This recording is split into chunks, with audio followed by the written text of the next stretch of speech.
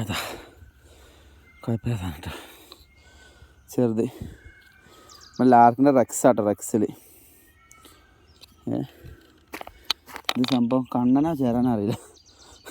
കണ്ണന് കുഴപ്പമില്ലാത്തൊരു കണ്ണാട്ടോ, ലാർക്കിൻ്റെ റെക്സിൽ.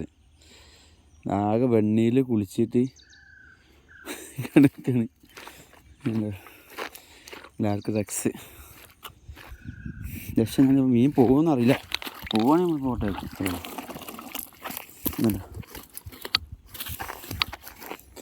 ലാർക്കിൻ്റെ റെക്സ് കേട്ടോ. ചേരാണ്